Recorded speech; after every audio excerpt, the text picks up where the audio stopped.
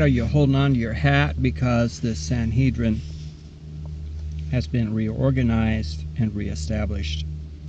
Quote, "There is a special commandment not connected to time, but tied to our presence in Israel to establish a Sanhedrin. The Rambam, the 12th century rabbi, describes the process exactly in the Mishnah Torah. When he, see, this is what they mean when they talk about Torah. They're talking Talmud. They're talking some pretty black stuff. When he wrote it, there was no Sanhedrin. He therefore outlines the steps necessary to establish one. When there is a majority of rabbis in Israel who authorize one person to be an authority, he can then reestablish the Sanhedrin," end quote. This is from Israel National News Online, December 9th, 2004. This has been reestablished. Quote, "On October 13, the Sanhedrin, highest tribunal of the Jewish state and religion, was reinaugurated by a group of rabbis in Tiberias after 1,600 years of absence." Radical. According to sources, last notice of the Sanhedrin dates around 425 AD, also in the city of Tiberias. After that it ceased to exist. By that same source, October 13th, 2004. Quote, and this is from the Arutz Shiva News, December 14th, 2004. "Newly formed Sanhedrin ascend to Temple Mount. In a dramatic but unpublicized move Monday, members of the newly established Sanhedrin ascended the Temple Mount. Rabbi Chaim Richman, also a member of the Sanhedrin, head of the Temple Institute in Jerusalem, hopes this august body will bring about a revolution in Jewish prudence. So they can decapitate us. The revival of the Sanhedrin is considered a crucial development in preparation for the Messianic age and rebuilding of the temple, so they can decapitate us who believe in the Mashiach and who obey his Torah. Quote, "Sanhedrin recognizes counsel to teach humanity laws of Noah.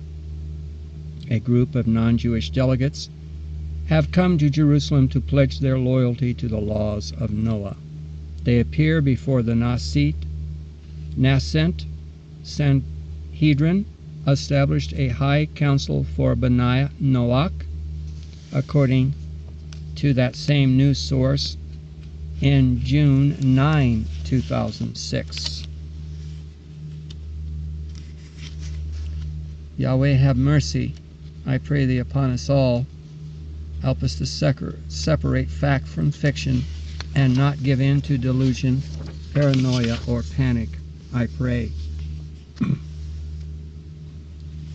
I'm on the last page now. I don't know how far I'll get.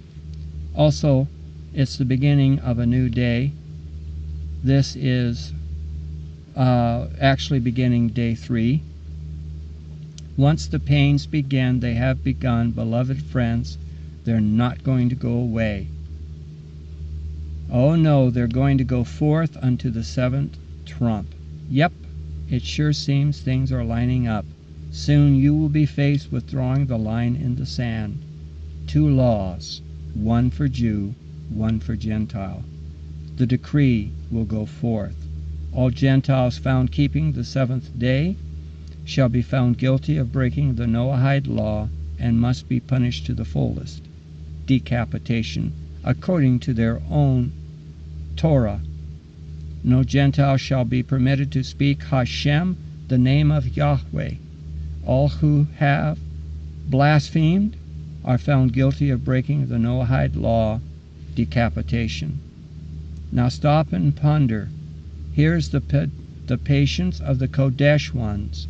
Here are they who keep the commandments of Eloah and have the testimony of Yahushua, Revelation 14:12. So let those words be written in your being. Clearly the Noahide laws are intended to replace the 10 Commandments. All who continue to keep 10 Commandments, regardless of what men say, will be found guilty if this crowd has their way. The Sanhedrin indeed has been established to make sure the 7 universal laws are kept. The Jewish High Court has been built. The holding cells of all criminals, most likely those who have broken the Noahide laws, are downstairs and will be taken upstairs to the courtroom and then sentenced. Is the picture beginning to get dark? Think you're safe over here? Think again. Have you ever heard of the Genocide Treaty? Happens to be about 19 articles in this convention. Very serious, especially Article 2, causing serious bodily or mental harm to members of the group. If one causes another mental harm as speaking the truth about Messiah Yahushua to a lost world, that one who is guilty can have their trial anywhere in the world. National issue.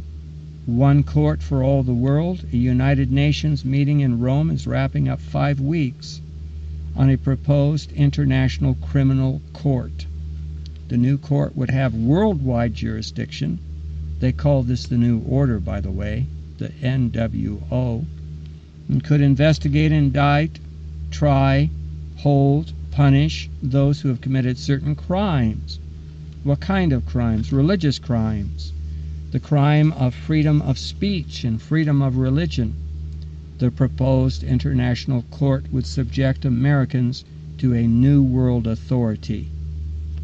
We're talking about creating here something that exercises genuine power, like we read in the book of Revelation, a lamb with 2 horns. Force. Real people put in jail power, but that is responsible to no one but itself, said Lee Casey, a constitutional lawyer with the Washington firm of Hunton and Williams. So they're in it too, according to the Investment Business Daily, Thursday, July 16, 1998, Los Angeles, California. That old rugged machine, guillotines, by the millions being stored in Georgia and other parts of the U.S. Bill 1274 of the Georgia House of Representatives, 1995-96 sessions. Death penalty, guillotine provisions, Code sections 1710-38, 1710-44. A bill to be enacted to amend Article 2 of Chapter 10 of Title 17 of the Official Code of Georgia relating to the death penalty so as to provide a statement of legislative policy to provide for death by guillotine, to provide for applicability, to repeal conflicting laws for other purposes. Section 1, the General Assembly finds that while prisoners condemned to death may wish to donate 1 or more organs for transplant, any such desire is thwarted by the electric chair, which makes all such organs unsuitable for transplant. The intent of the General Assembly in enacting the legislation is to provide for a method of execution compatible with the donation of organs by a condemned prisoner.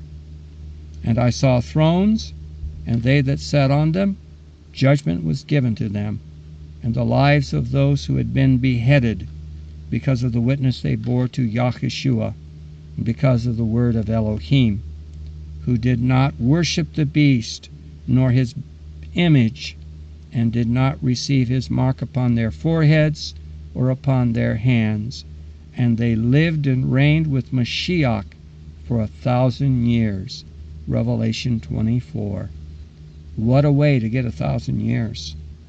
Written by L. McGuire, PC 2008, copyright. Excerpts taken from The Imposter, Now that's a video I saw the other night. It's pretty weird and way out, but facts is facts. This has been edited by Benora. It is now past sundown. Shalom, my friends. Shalom Aleichem.